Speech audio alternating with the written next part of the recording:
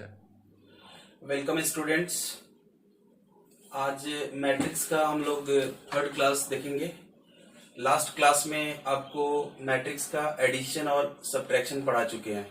आज के क्लास में properties of addition of two matrices क्या है, मतलब मैट्रिक्स एडिशन की प्रॉपर्टीज दिखवाएंगे। उसके बाद I will move to multiplication of two matrices. So right properties of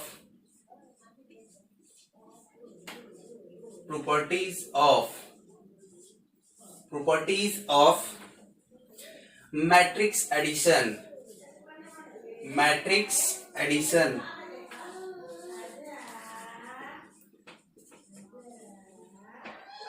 properties of matrix addition. Write the first property.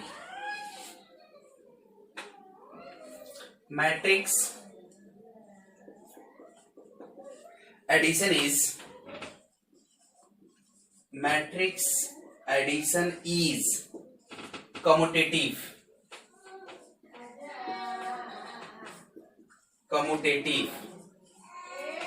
Okay, देखिए इसका मतलब क्या होता है।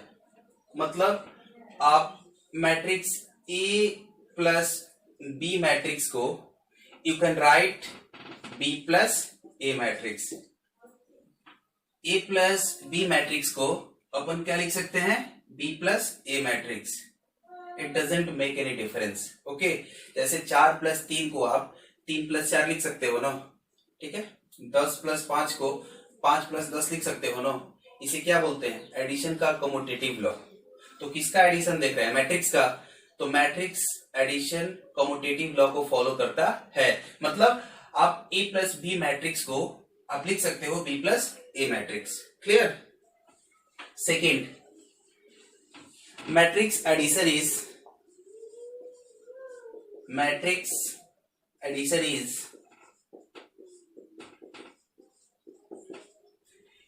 एसोसिएटिव।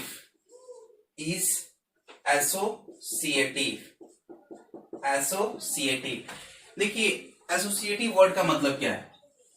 जैसे कम्यूटेटिव वर्ड का मतलब आपको सीखा है कि 2 प्लस 5 को आप 5 प्लस 2 लिखते हो। इस लिखने के तरीका को क्या बोलते हैं, कम्यूटेटिव लॉ। तो एसोसिएटिव का मतलब क्या होता है, ए प्लस बी प्लस सी, ठीक है। आप इन दोनों को एक साथ करा लो, ठीक है।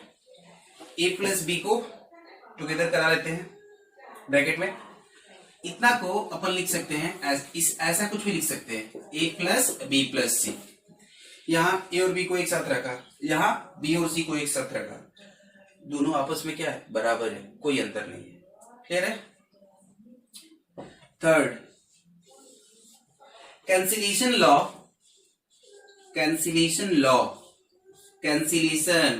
समझते हैं ना, कटा कुटंतम।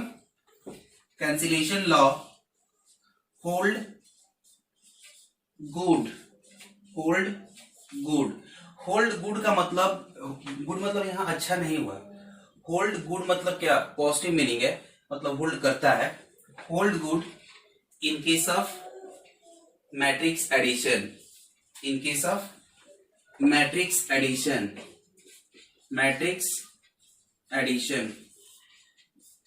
Cancellation law hold good in case of matrix addition. मतलब क्या हुआ, एक साइड में देख लीजिए, कुछ हम आपको बता देते हैं।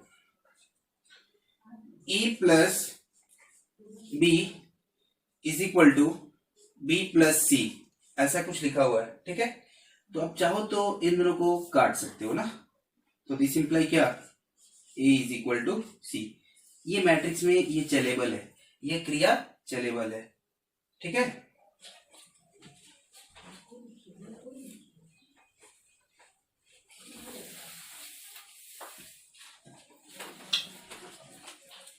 देखिए विद्यार्थी, लास्ट क्लास में आपको मैट्रिक्स का सब्ट्रैक्शन सिखा चुके हैं। अब काफी एक बढ़िया टॉपिक मिल रहा है, मल्टीप्लिकेशन ऑफ टू मैट्रिसेस। ये मैट्रिक्स का रूट है, ये काफी इंपॉर्टेंट टॉपिक माना जाता है और पूरे मैट्रिक्स में मल्टीप्लिकेशन का काफी यूज है। इसको अच्छे से आप सीखिएगा, ठीक है।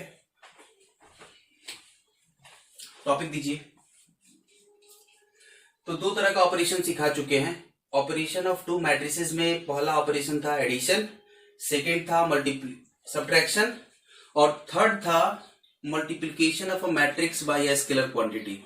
यानी 3 ऑपरेशन हो चुका है। Let's move on to the चौथा ऑपरेशन, दैट इज मल्टीप्लिकेशन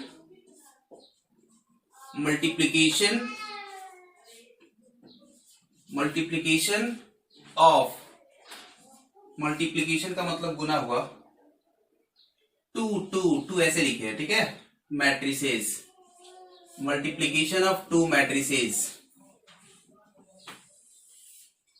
देखिए सबसे पहले आपको 2 मैट्रिक्स के बीच गुना होने का कंडीशन समझना होगा। कंडीशन क्या है? तो पहले आप कंडीशन लिखिए।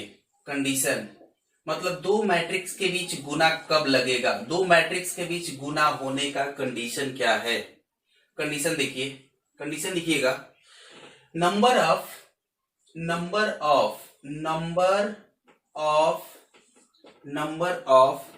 कॉलम्स इन पहला मैट्रिक्स, इन फर्स्ट मैट्रिक्स,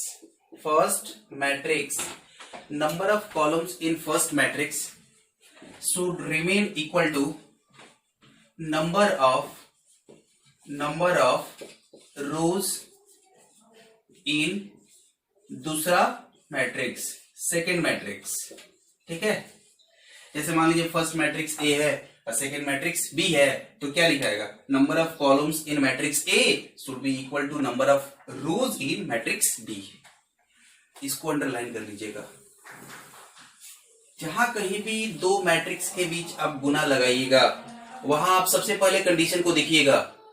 ये कंडीशन लगेगी, then and only multiplication will be valid.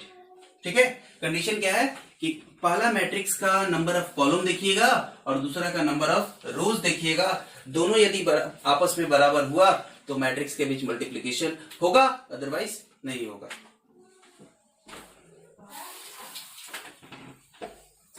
देखिए कि एग्जांपल देखिए, बहुत सारा मल्टीप्लीकेशन आपको दिखाएंगे सामने। देखिए फर्स्ट, जैसे मान लीजिए एक मैट्रिक्स ए है,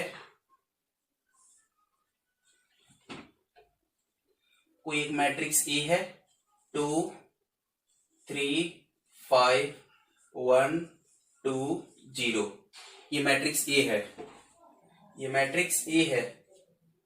और एक दूसरा मैट्रिक्स है बी, दूसरा मैट्रिक्स है बी, ये है 4 2 5 6 1 8, ये मैट्रिक्स बी है। ठीक है, ये मैट्रिक्स ए है और ये मैट्रिक्स बी है। ठीक है, तो आपसे पूछा जाए कि ए बी मैट्रिक्स क्या होगा, मैट्रिक्स ए गुना मैट्रिक्स बी क्या होगा। देखिए मैट्रिक्स में एक लैंग्वेज मिलेगा, ठीक है, कि matrix A and matrix B are conformable for multiplication, matrix A and matrix B are conformable for multiplication. इसका मतलब होता है कि दोनों के बीच गुना लगेगी, मतलब दोनों का कंडीशन दोनों फुलफिल कर रहा होगा। पहला मैट्रिक्स का कॉलम का टोटल नंबर ऑफ कॉलम और सेकंड का total number of rows equal हुआ होगा। इसीलिए लैंग्वेज क्या लिख रहा है, matrix A and matrix B are conformable for multiplication. यहां देखिए ए बी मैट्रिक्स निकालना है, तो देखिए मल्टीप्लीकेशन कैसे होगा। ठीक है, तो सबसे पहले आप ये देखिए, ठीक है, कि कंडीशन तो फुलफिल करना चाहिए। ए का ऑर्डर क्या है, नंबर ऑफ रोज कितना है 2, नंबर ऑफ रोज क्या है 2, क्रॉस नंबर ऑफ कॉलम कितना है 3।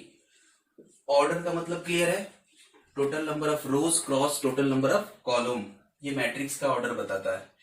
इस मैट्रिक्स का ऑर्डर क्या है, कितने रोज हैं 3 रोज, कॉलम कितने हैं 2, 3 क्रॉस 2। अब देखिए, क्या दोनों मैट्रिक्स के बीच मल्टीप्लीकेशन वैलिड है?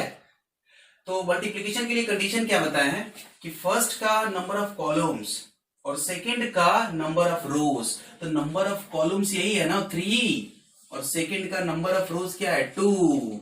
ये दोनों सेम है, ये दोनों सेम है, ये दोनों सेम है ना। ये 3 है तो ये भी क्या है 3। यहाँ 10 रहेगा तो यहाँ भी क्या होना चाहिए 10। यहाँ 5 रहेगा तो यहाँ भी 5। यहाँ अल्फा तो यहाँ भी अल्फा। यहाँ 1 तो यहाँ भी 1। यहाँ 9 तो यहाँ भी 9। गुना लगेगा। अब देखिए, गुना लगने के बाद पहले ये देखिए, तो रुक जाइए,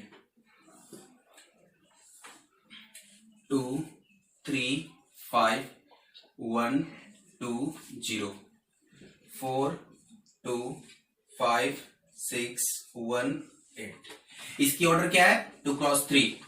इसकी ऑर्डर क्या है 3 क्रॉस 2। ठीक है, ऑर्डर रिवाइज कर लीजिएगा, ऑर्डर क्या होता है। तो पहला मैट्रिक्स में नंबर ऑफ कॉलम 3 है और दूसरा मैट्रिक्स में नंबर ऑफ रोज 3 है, दोनों बराबर है। इट मींस दो मैट्रिक्स के बीच मल्टीप्लिकेशन वैलिड है। और मल्टीप्लिकेशन होने के बाद जो नया मैट्रिक्स होगा, ठीक है, the newly formed matrix after getting multiplied, वो क्या होगा, मतलब उसकी ऑर्डर क्या होगी। तो इधर अपने को क्या बचा 2 और इधर अपने पास क्या बचा 2। यानी नई वाली मैट्रिक्स की ऑर्डर क्या होगी 2 क्रॉस 2। नई वाली मैट्रिक्स की स्ट्रक्चर क्या होगी 2 क्रॉस 2। मतलब जो नया मैट्रिक्स बनेगा उसमें 2 रो होगा, R1 R2 2 रो होगा, और कॉलम कितना होगा 2 कॉलम होंगे, C1 C2। ठीक है, अब देखिए गुना कैसे होता है। ये जो गुना की क्रिया है ये कैसे होती है, इसको थोड़ा ध्यान से देखिएगा। देखिए गुना कैसा होता है।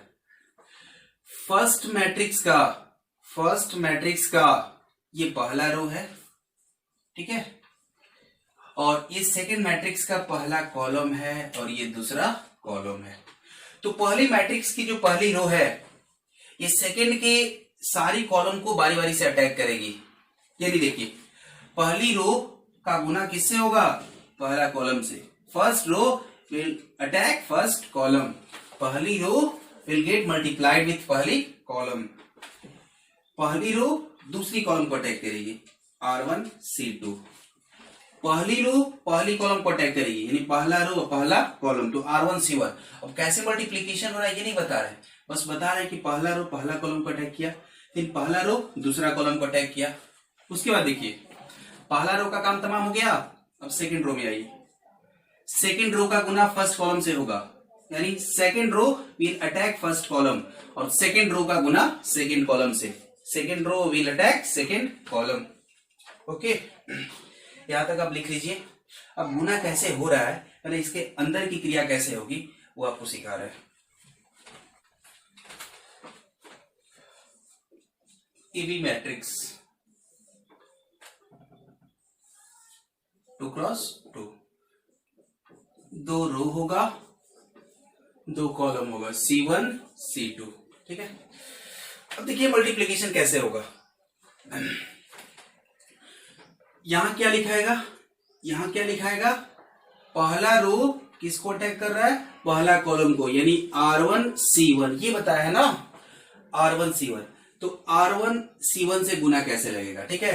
तो देखिए R1 क्या है 2 3 5, ये R1 का एलिमेंट है, और C1 का एलिमेंट क्या है 4 5 1, 4 5 1। ठीक है, तो देखिए गुना कैसे होता है। R1 C1, ठीक है, इसकी जगह पर जो एक्सप्रेशन डेवलप होगी उसको कैसे लिखेंगे, यानी R1, ये R1 है और ये C1 है। ठीक है, तो R1 का पहला एलिमेंट, R1 का पहला element will get multiplied with C1 का पहला एलिमेंट। C1 मतलब पहला कॉलम, R1 मतलब पहला रो। R1 का पहला एलिमेंट का गुना C1 के पहला एलिमेंट के साथ होगा, यानी 2 का गुना किसके साथ होगा 4 के साथ, 2 गुना 4, 2 गुना 4। ठीक है, यहां लिखा है क्या, R1 का पहला element gets multiplied with C1 का पहला एलिमेंट। तो 2 गुना 4 कितना हुआ 8, यहां 8 लिखेंगे, प्लस बीच में क्या होगा प्लस। उसके बाद देखिए R1 का दूसरा element will get multiplied with C1 का दूसरा एलिमेंट। तो 3 गुने 5 कितना हुआ 15 प्लस R1 का तीसरा element will get multiplied with C1 का तीसरा एलिमेंट। तो 5 गुने 1 5 इंटू 1 कितना होता है 5। क्लियर है? क्लियर है? ऐसे देखिए, ऐसे ही और होगा।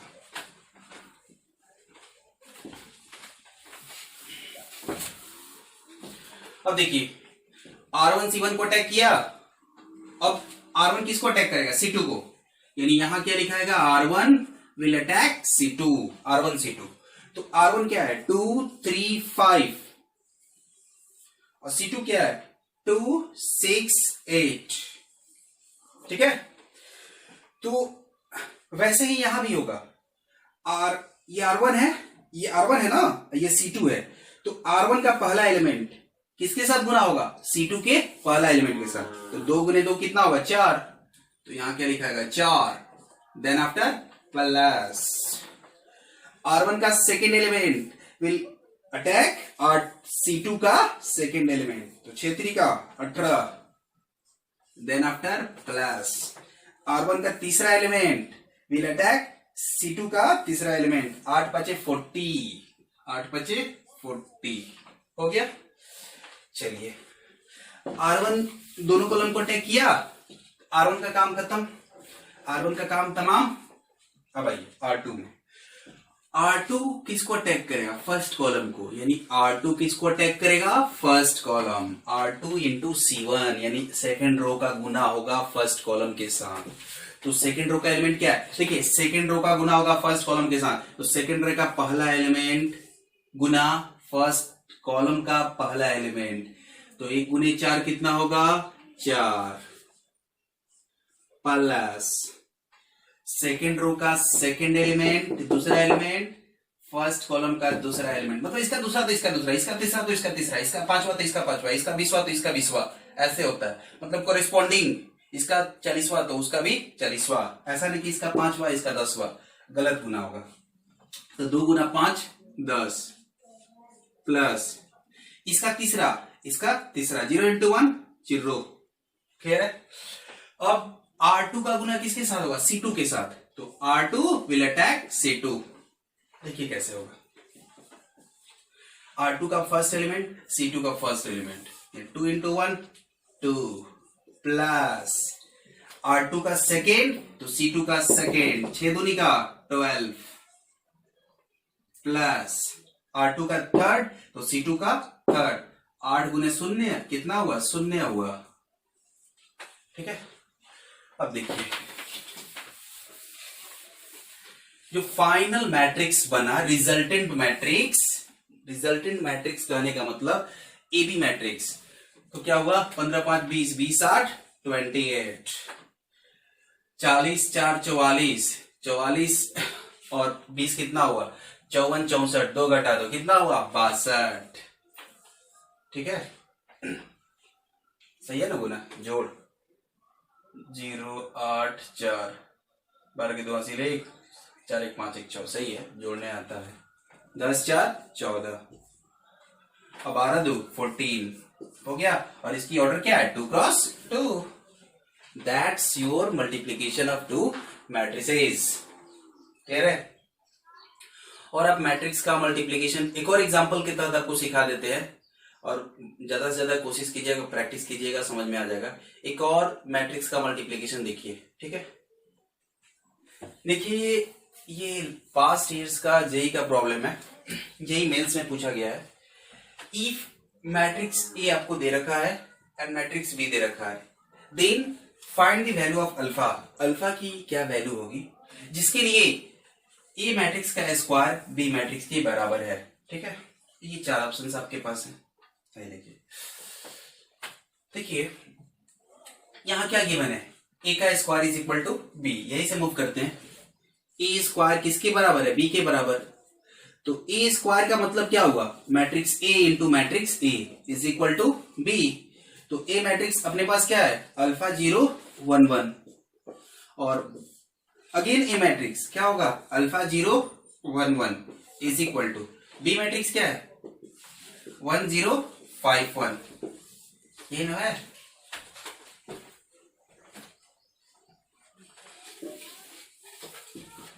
देखिए इन दो मैट्रिक्स के बीच गुना लगेगा, पहले आप चेक कर लो। इसकी ऑर्डर क्या है 2 क्रॉस 2, इसकी ऑर्डर क्या है 2 क्रॉस 2। तो गुना का कंडीशन क्या है, नंबर ऑफ कॉलम्स इन पहला मैट्रिक्स। तो कॉलम कितनी है, कॉलम कितनी है, रोज कॉलम कितने हैं 2, should be equal to number of rows in दूसरा मैट्रिक्स।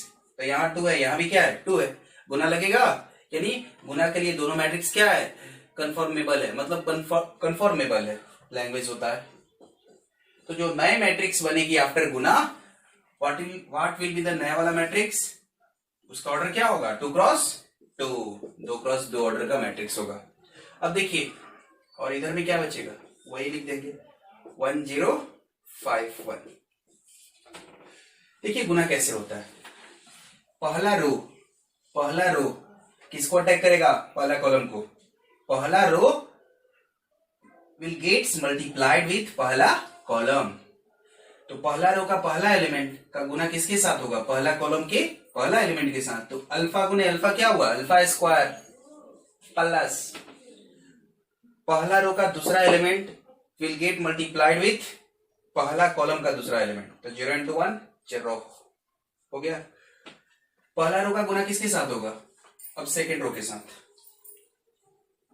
तो पहला रो का पहला एलिमेंट सेकेंड रो का पहला एलिमेंट, तो alpha will get multiplied with 0। तो अल्फा इंटू 0 क्या हुआ 0 प्लस 0 into 1 क्या हुआ 0। क्लियर है, पहला रो का काम खत्म हो गया। अब आइए सेकेंड रो पे, सेकेंड रो का गुना किसके साथ होगा, पहला कॉलम के साथ। तो सेकेंड रो का पहला एलिमेंट, अब पहला कॉलम का पहला एलिमेंट, तो 1 into अल्फा क्या हुआ अल्फा प्लस यहां 1 into 1 क्या हुआ 1। अगेन सेकेंड रो का सेकेंड कॉलम के साथ, तो 1 into 0 0 प्लस 1 into 1 क्या हुआ 1। ठीक है, तो यहां से अपने को क्या मिल गया, अल्फा स्क्वायर 0 अल्फा प्लस 1 यहाँ 1 इज इक्वल टू 1 0 5। ठीक है, तो इक्वालिटी ऑफ मैट्रिसेस पढ़े हैं, दो मैट्रिसेस बराबर है। दो मैट्रिसेस बराबर का मतलब क्या होता है, दोनों मैट्रिक्स की कोरिस्पॉन्डिंग पोजीशन पर आने वाली एलिमेंट आपस में क्या होती है, बराबर होती है। तो दिस इंप्लाई इसकी 1 1 प्लेस पे आने वाली element will be equal to इसकी 1 1 पोजीशन वाली एलिमेंट। तो alpha square is equal to 1, देखिए 1 2 इज इक्वल टू 1 2 है, alpha plus 1 gets equal to 5, यहां 1 है तो यहां भी क्या है 1 है। तो अल्फा स्क्वायर इक्वल टू 1, तो अल्फा इज इक्वल टू क्या होगा प्लस माइनस 1। अल्फा स्क्वायर 1 के बराबर कब है, जब अल्फा की वैल्यू आप 1 रखो, तो 1 का स्क्वायर 1 होता है, माइनस 1 रखो तो माइनस 1 का स्क्वायर क्या होगा 1, मतलब 2 पॉइंट पे बराबर है, प्लस 1 पे और माइनस 1 पे। यहां से अल्फा की वैल्यू क्या मिली, 5 में से 1 गया 4, यानी अल्फा की 3 वैल्यू मिल रही है। क्या क्या, एक माइनस 1, एक प्लस 1, एक 4। क्या यही वैल्यू है अल्फा की। अब चेक करके देख लो, ओरिजिनल मैट्रिक्स को सेटिस्फाई करना चाहिए ना। तो ओरिजिनल मैट्रिक्स क्या है अपने पास, ओरिजिनल मैट्रिक्स ये वाला है ना, इतना इक्वल टू इतना, इतना इक्वल टू इतना, इसको तो सेटिस्फाई करना चाहिए ना। चलिए अल्फा रखिए -1, तो -1 का स्क्वायर क्या होगा 1, सही है। यहाँ -1 प्लस 1 0 हो गया, लेकिन यहाँ क्या आ रहा है 5 हो रहा है। अरे बाबू यहाँ -1 का स्क्वायर 1, तो यहाँ भी 1, यहाँ 0 तो यहाँ भी 0, यहाँ -1 रखिए तो -1 प्लस 1 क्या होगा 0, और यहाँ क्या हो रहा है 5, तो बराबर नहीं है ना। कॉरिस्पॉन्डिंग पोजीशन वाली एलिमेंट बराबर होनी चाहिए, which is not possible here, जो कि यहाँ संभव नहीं है। तो -1 को नेग्लेक्ट कर दीजिएगा। अब 1 देखिए, 1 लेके चलिए, तो 1 का स्क्वायर 1, अब 1 प्लस 1 2, यहाँ क्या है 5 है, तो 1 इज नॉट ऑल्सो वैलिड। 4 देखिए, 4 का स्क्वायर 16, यहाँ क्या हो रहा है 1, this is also not valid. मतलब कोई रियल वैल्यूज नहीं है अल्फा की जो इसको सेटिस्फाई करेगी। तो कौन सी ऑप्शन होगी, D, no any real value of alpha. तो मैट्रिक्स मल्टीप्लीकेशन का क्लास यहाँ आपका ओवर होता है। अगले क्लास में आपको properties of multiplication of two matrices सिखाएंगे, ठीक है। उसके बाद अब सिमेट्रिक मिलेगा, स्क्यू सिमेट्रिक मिलेगा, उसका प्रॉपर्टी मिलेगा, बहुत कुछ अभी पढ़ना है, ठीक है। तो आज का क्लास यही एंड किया जाता है। Meet you tomorrow.